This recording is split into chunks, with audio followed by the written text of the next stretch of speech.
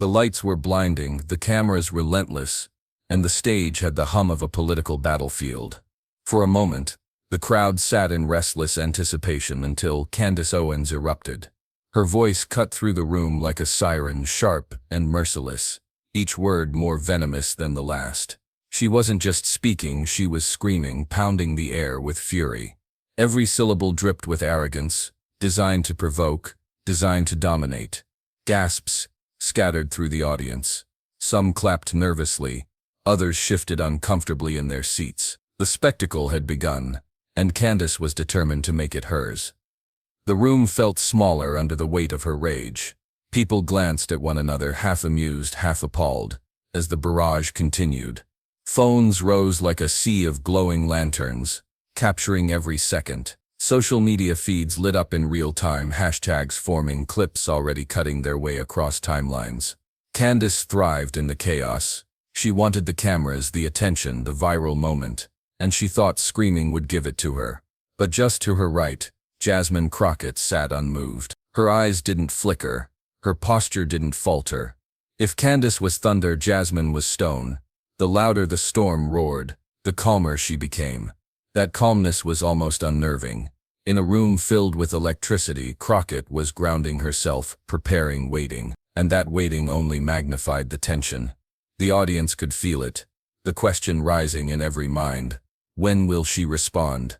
Candace leaned further into the microphone, her voice reaching a shrill crescendo.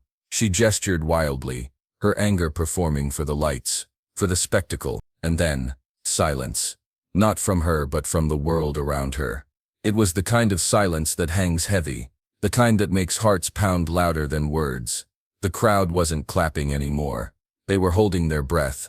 The cameras panned, every lens found Jasmine Crockett, and there she was, still steady, eyes locked forward. It wasn't resistance through shouting back, it was resistance through composure. In that silence, her presence carried more weight than all of Candace's screaming combined. The room shook, the nation watched, and in the middle of the storm one voice stayed calm. But no one expected what Jasmine Crockett would say next. This wasn't just another stage, another debate, another clash of egos. The setting itself carried weight. It was a national conference, broadcast to millions, where the words spoken didn't just vanish into the air. They echoed across America, clipped into sound bites, replayed on news cycles, dissected on social media. This stage was more than wood and light. It was a battlefield for the soul of the country. And that night, two women sat at the center of it all.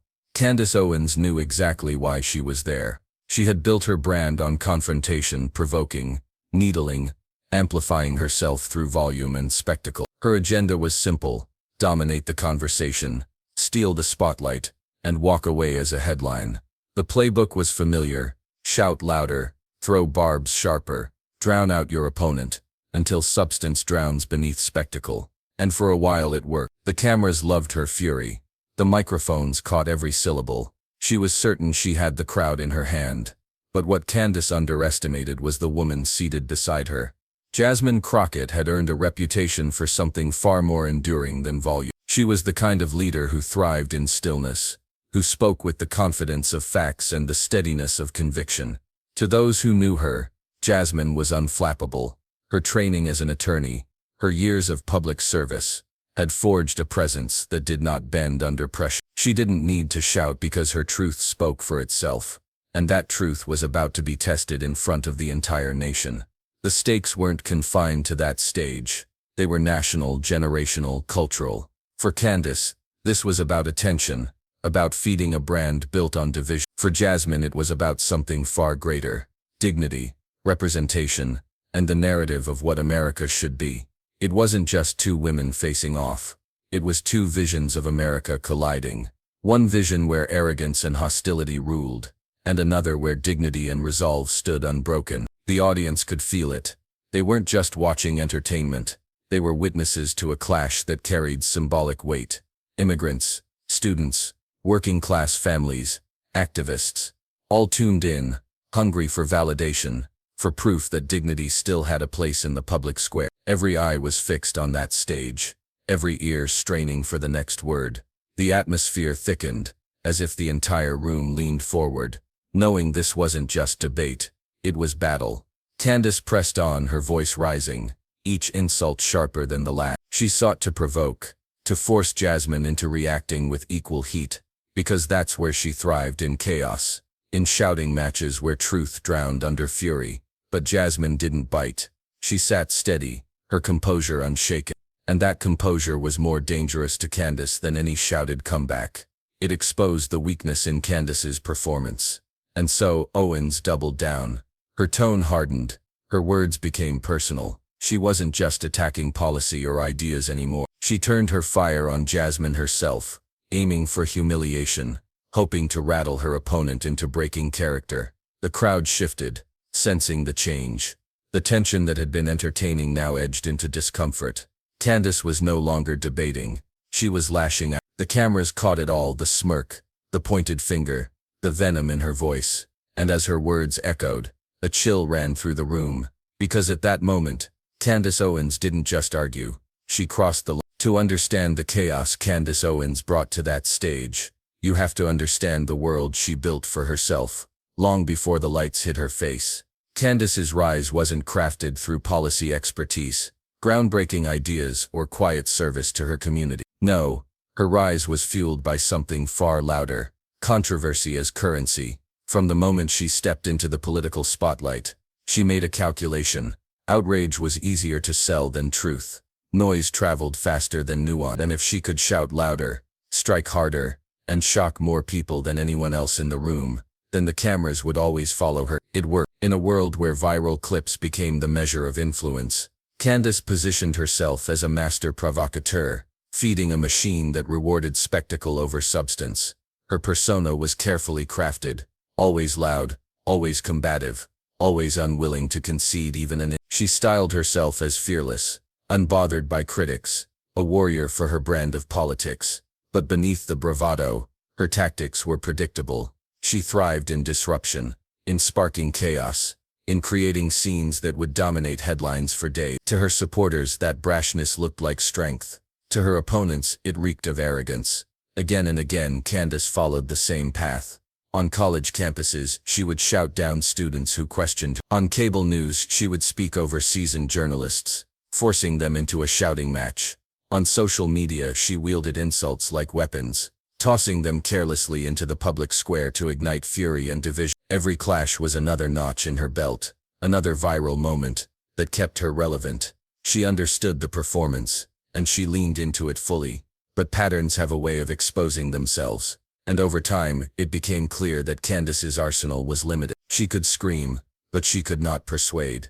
She could insult, but she could not inspire. She could dominate a headline, but she could not sustain a legacy. Her power was built on sand, not stone, on volume, not vision. And deep down, her greatest weakness revealed itself. Without the noise, she had nothing to stand on. Her hostility had become a calling card, but it also became a cage. Every encounter had to be bigger, harsher, louder than the last. Because if the outrage machine ever slowed down, if the cameras ever stopped caring, what would remain? Candace Owens could not afford silence. Silence would reveal the hollowness of her platform. Silence would strip away the spectacle and expose the void beneath. And that's why, on that stage, she screamed. It wasn't just anger, it was survival. She needed to create a storm because the storm was all she had. If she could rattle Jasmine Crockett, if she could provoke her into shouting back, then the moment would become chaos. And in chaos, Candace thrived. It was the only battlefield where she believed she could win. But there is a truth, older than politics, older than headlines. Every empire of arrogance eventually cracks. History is littered with figures who mistook volume for strength, who mistook fear for respect. They rose on the power of spectacle, only to crumble when confronted with dignity that did not bend. Candace Owens, whether she realized it or not, was walking the same doomed path. That night on stage, she carried the weight of her brand, her persona, her need to dominate. She screamed, not just at Jasmine Crockett, but at the inevitability of her own downfall, because every insult, every hostile gesture, every ounce of rage, pushed her further into the role of the villain. And villains never write the last chapter of the story. The audience didn't just hear Candace, they studied her. They saw the arrogance in her smirk, the hostility in her tone, the desperation in her performance. And in that study, they recognized a truth. This was not strength. This was fragility dressed up as fury. The louder she yelled, the more transparent it became. She wasn't commanding the room, she was losing it. And seated beside her was Jasmine Crockett, the very embodiment of everything Candace couldn't be. Calm, measured, grounded, unshaken. If Candace was the storm, Jasmine was the stillness. And it was in that stillness that the power truly lived. Candace Owens thought she could control the moment with her rage, but she never realized that rage cannot silence dignity. It cannot overpower truth. And that night, it would not win. Because if Candace was the storm, Jasmine was about to become the calm eye that silenced it. Before Jasmine Crockett ever sat on that stage beside Candace Owens, before the lights and cameras, before the roaring debates and viral clips, she had walked a path, forged in service, justice, and unrelenting resolve. Hers was not a story of shortcuts or spectacle. It was a story built in courtrooms, in community centers, in the quiet grind of someone determined to serve others rather than herself. Trained in law, Jasmine had chosen one of the hardest ways to stand for what she believed in, defending those who too often had no one else to stand for. She built her career as an attorney, who fought not just for clients, but for principal cases that tested her patience, her endurance, and her faith in the system. Many of those clients were people society had written off, people without power, people silenced by the machinery of injustice. In giving them a voice, Jasmine found her own. But her rise was never without obstacles. In politics and in law, she faced the kinds of challenges that strike at both identity and character. She had been underestimated countless times because she was a woman, because she was black, because she refused to play the game the way others demanded. In halls of power where arrogance strutted freely, she was often told, subtly or directly, to wait her turn, to quiet down, to soften her convictions. She didn't. Instead, she leaned into them. Each slight, each dismissal, each barrier placed before her became fuel. She learned to meet bias with brilliance, hostility with preparation, and arrogance with a steadiness that unsettled those who sought to break her. Her calm under fire was not an accident, it was a discipline. Years of being challenged, years of being doubted, years of being underestimated, had taught her that anger rarely moves mountains, but truth, wielded with precision, can. She didn't need to match her opponent's volume because she knew the strength of her argument. She didn't need to match their arrogance because she had something they lacked: authenticity. While others rehearsed talking points designed to spark outrage, Jasmine came armed with facts, grounded in lived experience, sharpened through practice.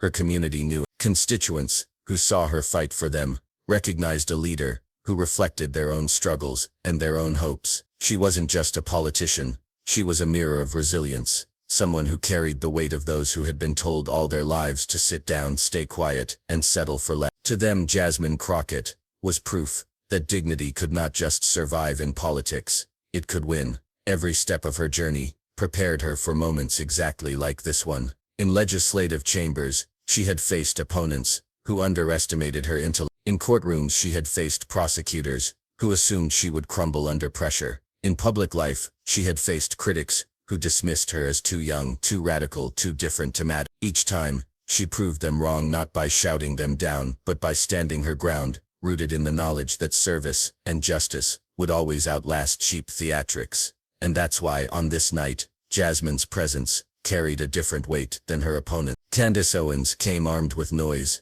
Jasmine Crockett came armed with experience. Candace thrived on spectacle. Jasmine thrived on substance. Candace's strength was a performance. Jasmine's strength was a practice. This wasn't a battle between equals. It was a collision between two very different definitions of power. The audience didn't know all of Jasmine's history, but they felt it in her presence. They saw the steadiness in her eyes, the calm in her posture, the quiet authority of someone who had weathered storms far greater than the shrieking of a pundit. It was the kind of composure that only comes from living the fight every single day. Not for clicks, not for headlines, but for people. And when viewers across the country tuned in, many of them felt something rare in modern politics: admiration that went deeper than the moment. She wasn't trying to win a headline. She wasn't trying to craft a viral clip. She was living her truth, as she always had. And that truth had carried her here, to a stage where she would once again be underestimated, once again be challenged, and once again be expected to fold under pressure.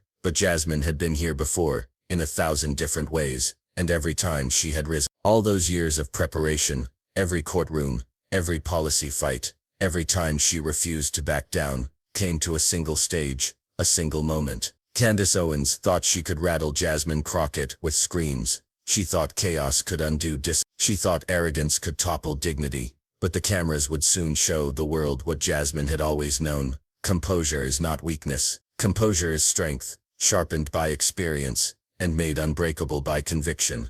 And so when Candace screamed, Jasmine didn't flinch. Instead, the tension in the room was already humming when Candace Owens decided to turn up the volume. What began as sharp words escalated into a near shout, her tone rising with each jab. She pointed, she gestured, she leaned across the table as though sheer proximity could force Jasmine Crockett into flinching. But Jasmine didn't move. Candace's voice climbed higher, faster, her sentences spilling out like machine gun fire. Each word was designed to provoke. "You're nothing but a puppet," she snapped, drawing scattered applause from a corner of the audience. She smirked at the sound, mistaking it for dominance. Yet for every cheer, there were groans, side eyes, even gasps. Some in the crowd leaned back, visibly cringing at the shrillness. What Candace thought was triumph was to others discomfort. Jasmine sat perfectly still, her face unreadable. She rested her hands on the table, posture controlled, gaze steady. Her silence wasn't surrender, it was suspense.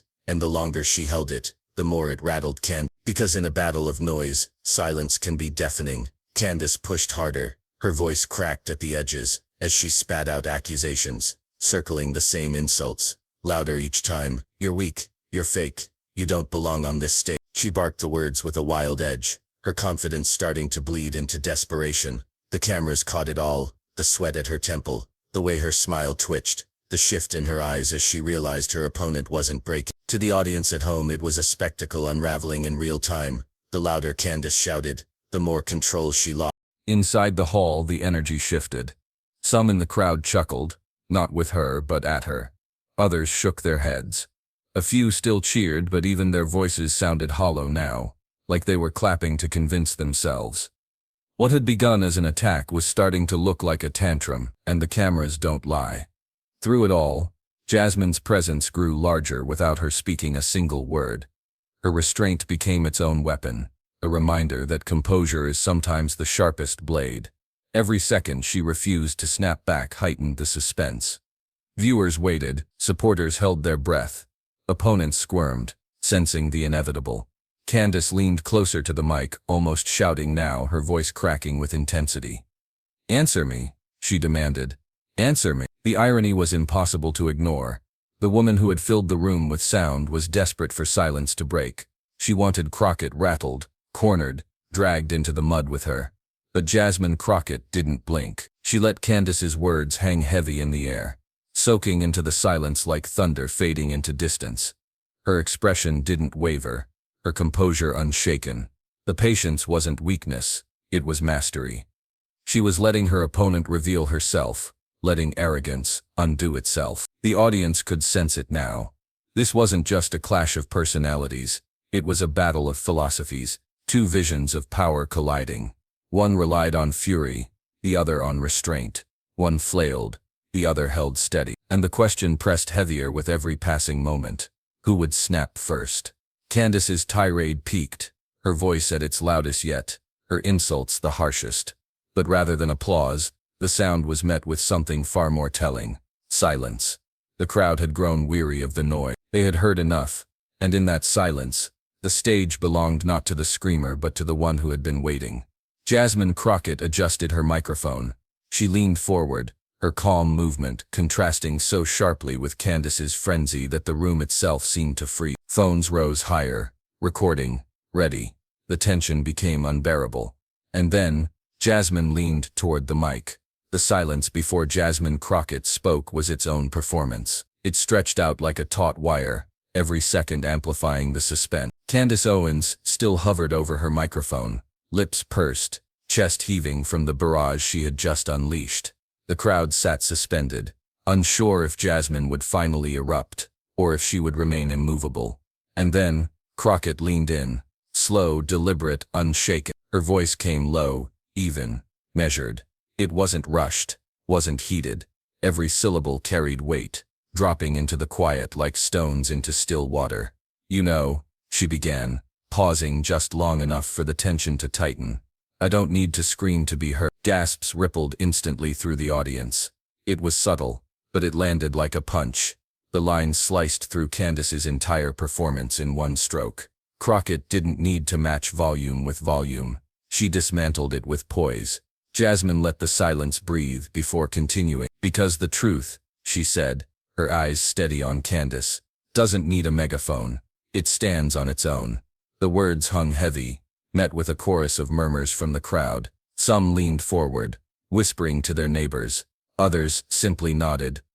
The cameras zoomed in on Candace, and for the first time that night, the cracks began to show. The smirk faltered, her eyes darting, her posture shifting ever so slightly. This wasn't the response she expected. She wanted a fight. She got a mirror instead. Jasmine pressed on, each sentence deliberate, her cadence sharp but calm. "We are not here to put on a show. We are not here to outshout each other. We are here because people, real people, are counting on us to lead, not perform." Applause burst out, not thunderous yet, but steady, firm. It grew as she kept speaking. Jasmine didn't raise her voice, but the energy in the room rose with her words. Candace tried to interject, shifting in her chair, but Jasmine didn't flinch. She paused, allowing the interruption to fall flat, and then continued, her voice cutting clean through the noise. "You scream because you want attention. I speak because I want change. And there's a difference." That line cracked the room wide open. Cheers erupted. People leapt to their feet. The sound wasn't chaotic, it was unified, a wave of affirmation rolling over the stage. Candace sat frozen, her face tightening, the smirk now gone. Jasmine didn't smile. She didn't glow. She stayed steady, as if reminding everyone, including Candace, that this wasn't about scoring points. It was about principle. She leaned back slightly, waiting for the cheers to settle, then added, in a tone that seemed to quiet the room without effort, "Because at the end of the day, history doesn't remember the loudest. It remembers the ones who stood firm in truth, even when the noise was deafening." Gasps again, then applause that grew louder, stronger, echoing against the walls. The audience was electrified. The contrast was undeniable. One woman's volume shrinking in real time, another woman's composure expanding into dominance. The camera cut back to Candace. Her eyes narrowed, lips twitching as though searching for a retort, but nothing came. For once her arsenal of rehearsed jabs, her well-worn performance of outrage, offered no escape. The force of her voice, so powerful moments earlier, now felt flimsy. Every attempt to regain footing looked smaller under the shadow of Crockett's calm. And Jasmine wasn't finished. She let the moment settle, then delivered the line that sealed the exchange. "Candace, people may remember your shouting tonight, but they will remember my silence longer." The crowd roared, cheers, whistles, claps that seemed to roll in waves. Some audience members stood, phones held high, capturing the moment that would soon be replayed millions of times. The sound wasn't just applause, it was catharsis, a release of tension, an eruption of validation for everyone who had grown weary of arrogance disguised as strength. Candace's composure cracked further, her jaw tightened, her hand fidgeted on the desk, her eyes darted toward the moderator as if begging for rescue. But there was no rescue, no way out. The moment was already out of her control. Narration slipped into the space left by her silence. It wasn't volume, it was truth. And truth echoed louder than screams. Every second of Crockett's reply played like a cinematic crescendo, each word deliberate, each pause dramatic, each reaction magnified by the crowd's energy. The rhythm was undeniable. Candace had brought the storm, but Jasmine had become the lightning bolt, precise, singular, unforgettable. Even those who had cheered Candace earlier sat differently now, their applause dimming, their loyalty shaken. It was impossible to ignore what had just happened. The spectacle of noise had been eclipsed by the power of dignity. The applause stretched on, long enough that it became its own punctuation. When it finally softened, Jasmine sat back in her chair, unbothered, her presence radiating control. Candace, meanwhile, fumbled for her notes, pretending to read, pretending not to feel the eyes of the crowd studying her unravel. The cameras lingered on Jasmine's face, serene, resolute. That single clip alone would outlive the event. It was the kind of moment destined for headlines, destined to ripple far beyond the stage. The battle that had begun with chaos ended in clarity. Candace Owens had screamed, Jasmine Crockett had answered, and the world knew who had won. But the real explosion came not in the room, but online. The stage lights dimmed, but the story had only just begun. Within minutes, the first clips of Jasmine Crockett's mic drop reply hit Twitter, TikTok and Instagram. A few shaky phone recordings, uploaded seconds after the moment, spread like sparks on dry grass. Hashtags exploded. Crockett calm, truth over noise. Candace collapsed. By the first hour, millions had watched. By dawn, tens of millions. The internet moved with lightning speed, remixing Jasmine's words into memes, TikTok edits, and GIFs that looped endlessly. One clip showed Candace screaming juxtaposed with Jasmine's still face, captioned "Volume isn't victory." Another slowed Jasmine's line, "Silence lasts longer," set against orchestral music, the crowd's cheers swelling like a movie trailer. The contrast became irresistible content, a perfect parable for an era addicted to spectacle yet starved for authenticity. On YouTube, reaction videos poured in, commentators dissecting the exchange frame by frame. Podcasters called it the night the noise machine broke down. Celebrities reposted the clip, actors, musicians, activists, each adding their own caption of awe. "Chills," wrote one star with 20 million followers. "This is leadership," tweeted another. The effect was tidal. Cable news seized the moment. Liberal hosts replayed the confrontation with triumphant commentary, calling Jasmine the calm that conquered chaos.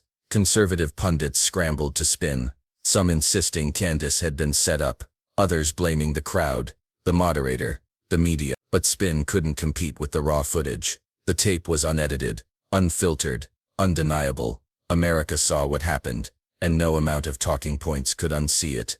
And then came the everyday voices, the ones that mattered most. Teachers tweeting about showing the clip to their civics classes, parents saying Jasmine gave their daughters someone new to admire, immigrants posting that they recognized their own struggles in her steadiness under attack. For every voice mocking Candace, there were 10 voices elevating Jasmine, each one amplifying the legend that was now writing itself. The split screen of America sharpened. On one side, humiliation. Candace Owens, once master of the viral spectacle, found her weapon turned against her. Memes mocked her with captions like, "Screamed all night, lost in silence." Her defenders grew fewer, their arguments thinner. The louder they insisted she had won, the more the clip itself contradicted them. On the other side, inspiration. Jasmine Crockett's calm became a rallying point. She wasn't just a congresswoman anymore. She was a symbol. Editorials praised her as the blueprint for dignity in politics. Comment threads turned into digital standing ovation. Online spaces usually fractured by infighting now found rare consensus. This was bigger than politics. It was about how truth and composure could still cut through chaos. Narration cut through the noise like a verdict. Candace wanted a spectacle. She created a legend, but not her own. By the end of the week, the clip wasn't just trending. It was etched into the cultural bloodstream, replayed in classrooms, boardrooms, family dinners. Jasmine's words, calm, precise, were now quoted on protest signs, stitched into TikTok soundtracks, even printed on t-shirts. She had become the eye of a storm that Candace Owens herself had summoned. And from that night, a lesson was written in bold. When the echoes of that night settled, what lingered was not the fury that shook the room, but the stillness that followed. Jasmine Crockett had proven something timeless, that dignity always outlasts arrogance, that truth will always cut deeper than noise. Candace Owens had screamed for domination, for headlines, for the fleeting rush of attention, but Jasmine had spoken for something larger, something lasting. In her calm, the audience saw a reflection of what real strength looks like. The lesson reached far beyond the walls of that stage. It wasn't just about politics. It was about life. Every person watching, whether in the room or on a phone halfway across the world, recognized the universal struggle between arrogance and dignity. Who hasn't faced the loud, the overbearing, the ones who mistake volume for victor, and who hasn't longed for the courage to hold steady, to answer not with rage, but with clarity? Jasmine became that example, reminding millions that true power lies not in shouting, but in standing grounded in truth. For the immigrant mother watching in her kitchen, Jasmine's composure carried the weight of every time she had been spoken over and yet refused to surrender her dignity. For the young student sitting in class, it was proof that intelligence could silence mockery without ever raising its voice. For the worker overlooked at the meeting table, it was a lesson that patience and preparation eventually cut through even the thickest arrogance. Narration gave it shape. Candace screamed for attention. Jasmine spoke for history. The difference mattered. Attention fades. History endured. And it wasn't just history in the abstract. It was personal. Jasmine's moment told people that their dignity mattered too, that they, like her, could withstand the storms of arrogance in their own lives. That calm, that courage, could belong to anyone willing to embrace truth over spectacle. In a culture addicted to volume, her quiet strength became radical, almost revolutionary. This is why the story resonated. It didn't end with one exchange on one stage. It grew into something communal, something collective. People didn't just watch it, they carried it with them. They shared it, quoted it, taught it, and lived it. Jasmine Crockett's answer was no longer just hers. It belonged to everyone who believed that character outweighs chaos. Candace's scream became forgettable background noise. Jasmine's reply became a compass. And in that there was hope. Hope that politics doesn't have to descend into performance art. Hope that truth can still pierce through deception. Hope that dignity, even when underestimated, will always rise. The battle on that stage was only a snapshot. The real battle, the one in living rooms, classrooms, offices and sidewalks, was just beginning. Every person who watched carried the responsibility forward, to choose dignity over arrogance, truth over volume, substance over spectacle. And so the narration turned outward, from the stage to the audience itself. This wasn't just Jasmine's victory. It was a reminder of what is possible when we choose to be steady, to be true, to be unshaken.